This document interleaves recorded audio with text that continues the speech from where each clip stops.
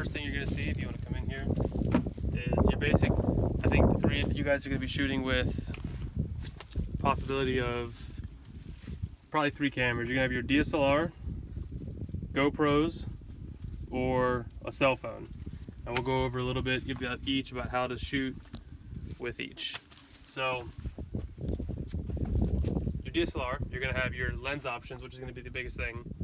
So this one, the wide lens, is 16-35, and what you got to look at when you're shooting with that is your aperture.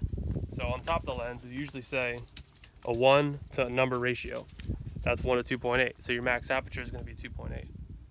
On here, 1 to 4. So your max aperture is f4. Now what aperture does is your main point of focus, so your focus field. So if you have a 2.8, that's a small number, it's a large aperture. Basically your aperture, the depth of field is going to get bigger or smaller. So 2.8 is going to be tiny, and then f4 is going to get bigger, f5.6 bigger, f8 bigger, and so on and so forth. So if you're shooting at your vehicle and you want to get just the taillight in focus, then you do an f2.8. If you want to get the entire vehicle and the obstacle in focus, you're going to go f8, f16, somewhere around there.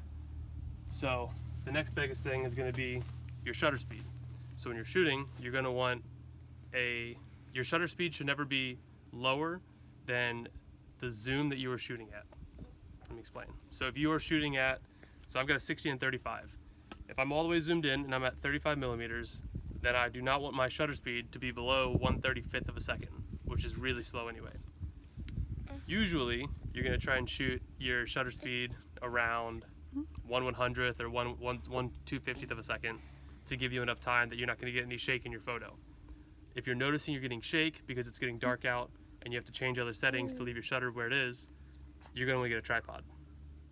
The tripod will give you the advantage of putting on a timer to where you can do a longer shutter speed photo and not have the effects of the shutter of the blurry photo. So the next biggest thing you're going to look at when you're looking at lenses to pick for your camera is what size the lens is. So again, 16-35, that's a wide angle lens. So if you are on a tight trail where you can't step back to get whole vehicle and obstacle, which we need to for our photos, you're going to want to go with a 16-35. That'll get you a nice wide photo. Your eyes, they say your eyes see it at 35 millimeters. So if you can see it in your eyes and you kind of crop down on the top and bottom when you're looking, that'd be about a 35. So if you need to see more, it's like step back and you have that opportunity, then you can go for a deeper lens. This is a 24-105. It's a good workhorse of a lens. You can really get, 24 is still rather wide, so you can get kind of wide and then kind of cut in. The other lens, you start getting the big behemoths. This is a 70-200, again at f2.8, so you have that good aperture. But I have to step back now because 70 is already pretty zoomed in and 200 is really zoomed in. But it gets for some cool effects. So if I were to shoot where we are right now, if you want to look out to the lake, I could go down here on the lakeside and then be over and shooting still where to show the Jeep and the campsite we're at. And that gives a cool effect with the different aperture you're shooting with, which is nice to have. So once you pick out your lens you're going to do, I always bring out all 3 just so if we have the opportunity to switch up lenses, it's nice to do. Then you're ready to shoot with the DSLR. The big 3 are your aperture, your shutter, and your ISO. Your ISO is the sensitivity to light. So if you have a low ISO, which is 100, you will get no grain in your photos, but it does not as sensitive to light. The higher your ISO goes, 200, 400, 800, those kind of numbers, your photos will get a little bit grainier in the blacks. It looks like an old film look, or like it looks like grain in the photo. But if you're darker outside, you can get the actual photo because you get more light in the photo. I always shoot at 100 unless I need to bump up, and then I bump up the least amount as possible because I don't want grain in my photo. So the triangle, which is right here, is the ISO, shutter, and aperture, and your perfect photo lives in the middle of there. Once you figure out your ISO, if it's a nice day out, 100, your shutter, remember, is going to be beneath what you're shooting at, so 1/250th, and then your aperture, which is that lets in more light the larger the aperture is versus the smaller it is, so 2.8 to f8. If you want more light in, you're going to go with a larger aperture, but remember the focus thing. So I'd say an f8 is a good place to start. with a shutter speed of 1/250th and an ISO of 100. For a regular sunny day, that's where you shoot from, and make adjustments as you need. That's the other big thing we're going to talk about. So on your camera, you're going to have settings. So the green box is always automatic. If you don't know what you're doing, or you just want to get the good photo in, put it on automatic, and you're going to be good to go. As you go through, every camera has different settings, but what they usually are you're going to have your priority mode, which you can adjust your shutter or your aperture, and the other one will adjust with it. You're going to have your TV mode, which is your shutter mode, so you adjust the shutter to what you need it to, and the aperture will adjust automatically for you. So if you want to do a long exposure or a really short exposure, you want to do that one. Your AV, which is your aperture mode, then you will set the aperture and the shutter will adjust for you automatically.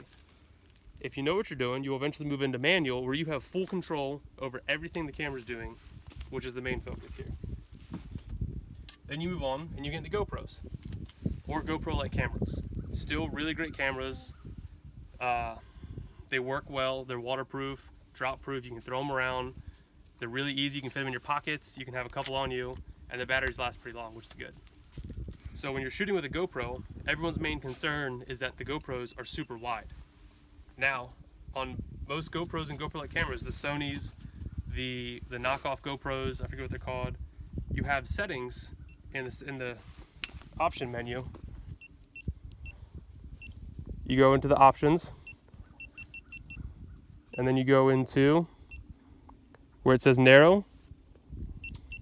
You can adjust wide, medium, or narrow. So if you go narrow, you're going to be a regular size photo. If you don't know what you're doing with that, and you want to know for sure what the camera looks like, you download the GoPro Hero app for the 3+s, the 4s, anything. On the 4s, you don't really need to, because it's got it already built in. So you can see on the back that that's a really wide photo, but I'm in wide. So I can go through into setup,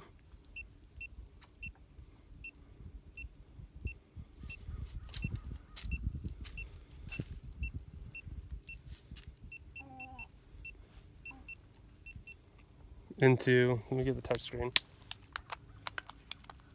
Let me do this again.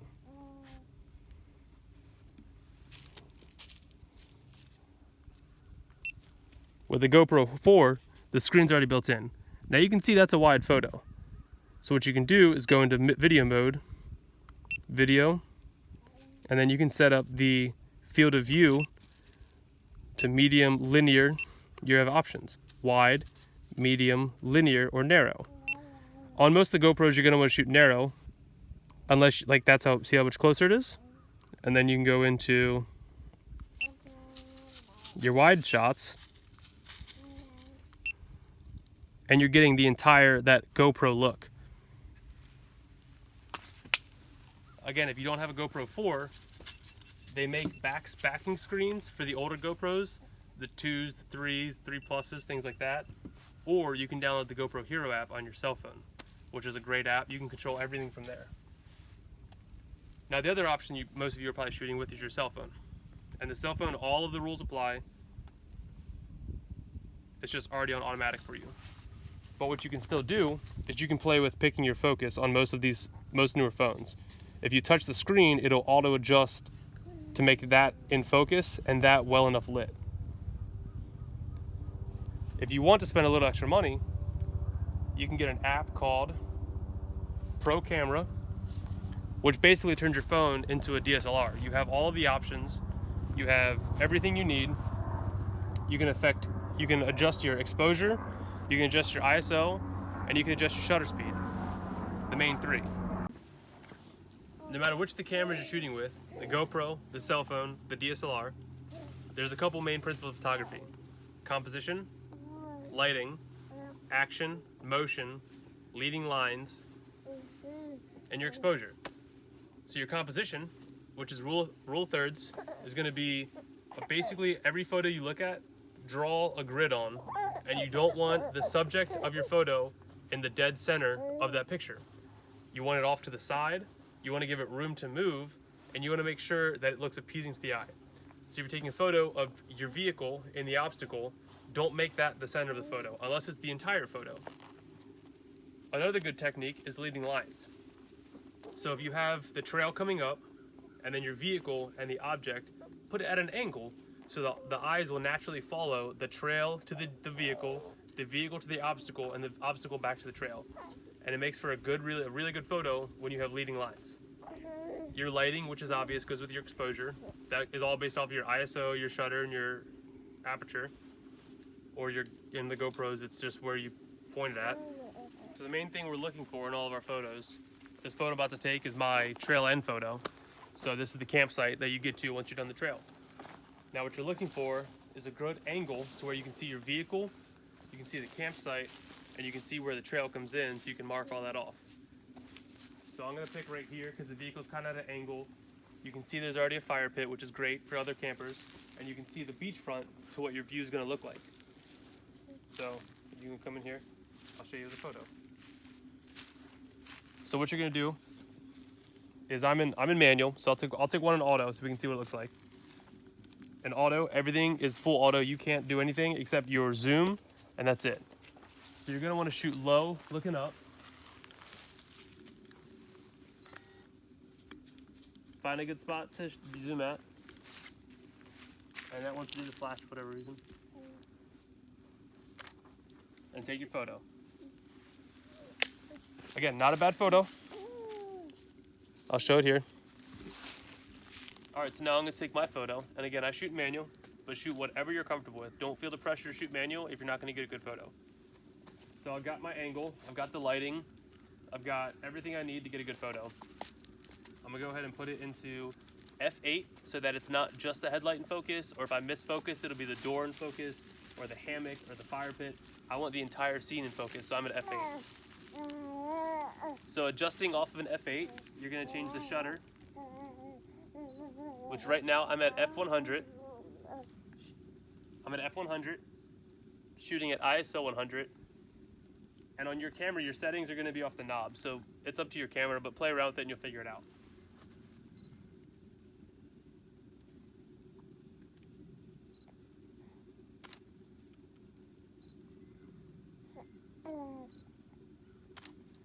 So take one or two photos and see what works, play with the settings a little bit.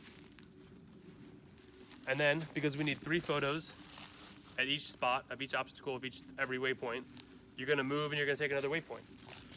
So find something, walk around your vehicle, see what looks good, and then the same thing. Say all you have to shoot with is your phone. You can still get great photos with your phone as long as you understand the basics of photography. Again, get down at your angle and understand where you're shooting from. This is kind of a lot of dead space, so I'm gonna move in. On phones, you don't want to zoom in, you would rather move. Don't be a lazy photographer, use your feet, not your fingers. So you're gonna move in till you get a good photo. And on the cell phones, you can touch on the screen to where you want to be exposed. Most of the time, if you touch the sky, it'll make the foreground really dark. If you touch the foreground, it'll make the sky overexposed. So touch your vehicle, and it'll expose for the rest. Now get everything lined up, your leading lines, your rule of thirds. So come down a little bit, and take 1 or 2 photos. Make sure everything looks good, and then I'll show you how to edit on post. Say all you're using is the GoPro. You're using it for photo, you're using it for video, it works well, that's all you got, that's fine. Just make sure you're going in, because the GoPro look is a real wide look, and that's not gonna be good for us. So go in here and adjust it to, I'm gonna say medium. And again, that breaks you so you don't have that weird fisheye look. So if you don't have the back screen, you can take a couple and then look at them and then take a couple more. But either buy a back screen or download the GoPro app. The GoPro app will sync to your GoPro and you'll be able to look at it and you can see what the photo looks like before you take it if you don't have the back screen. This is the 4, so I have the back screen. So I'm gonna go with the same thing I was doing with the DSLR and with the iPhone. Taking the same photo, making sure all my lines are good, the exposure's good, everything. And then take the photo. The GoPro's a lot easier, it does everything for you. Same with the cell phone. The DSLR, you have a lot more room to get the artsy-fartsy photos that we're going for on every now and then. But remember, those are only few and far between. Most of our photos we're getting are full vehicle with the trail, with your waypoint. And that's trail photography. Now we're gonna go into post-production. All right, guys, now we're back in post, back at the home station. So what you're gonna do first is go ahead and open up Lightroom or any of your photo editing platforms, but this video will be solely on Lightroom. Then you're gonna go into File, Import Photos and Video. And up here, it should say what your camera is. So wait for it to load up and then click, there's my 7D. And mine are grayed out because I've already imported them, but you can see where if you don't import selected, go ahead and click import. I'm gonna hit cancel because I've already done it.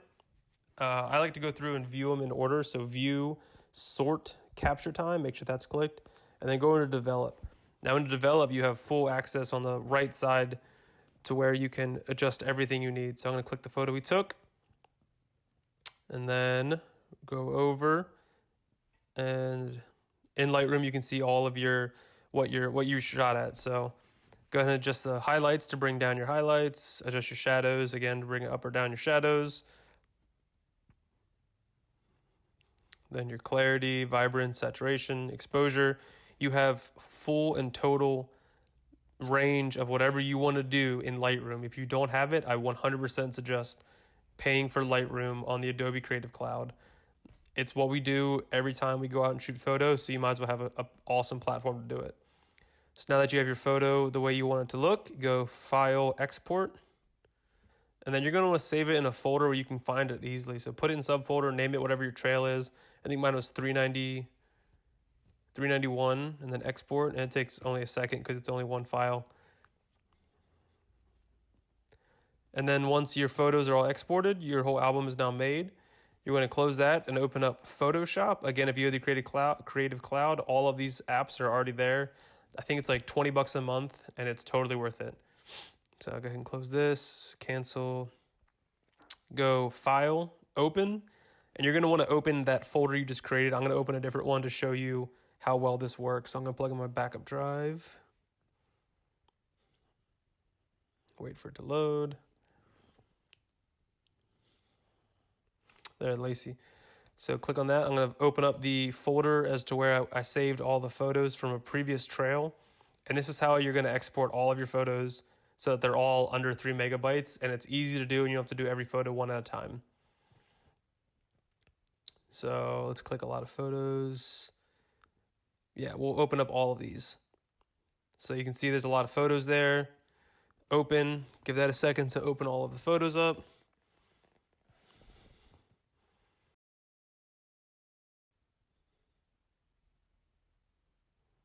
Cool, now that all those are open, we're gonna go ahead and make an action. And this same action you can use for any of your photos that you may upload on future trails. So if it's not already open, go into Window Actions and open up that. Mine's already open, so open up Actions. And it'll come up like this, and you're gonna go to here to File New Action. You can name it something like Save 3 megabytes or save in clothes, save in size, something you know what it's going to be, and then hit record. And now it's recording every action. So file, so image size, and then you can see my photo right now is 68 megabytes. That's way too big. So go ahead and drop down 4. We can go a little bigger. There you go, right under 3. So now that it's 2.75 megabytes, I'm going to hit OK, shrinking the photo down, and then save as. I'm going to save in the same folder here. Under a new, so I know where it is. Save under a new, same folder. You can save it wherever. I would recommend saving in a different folder. That way you know which ones are your edit ones, and you can keep your big photos for whatever you want to later. Then hit save. Again, it's already there, so hit replace, OK, and close the photo out. And that is your action. So hit stop. And then you're going to go through, and you can do one at a time if you only have a couple photos. So then to do your batch, you're going to go into File, Automate Batch.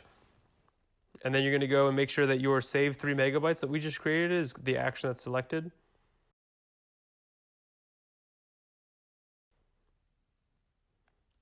You can change the name here if you'd like to. Just hit OK, and it's going to run a batch automation on every file that's open. As soon as you hit OK, it's going to start saving. It's going to start resizing and saving all of your photos to that folder, whatever photo you selected. So you only have to hit two buttons, and now every single photo you took that day is getting resized and saved.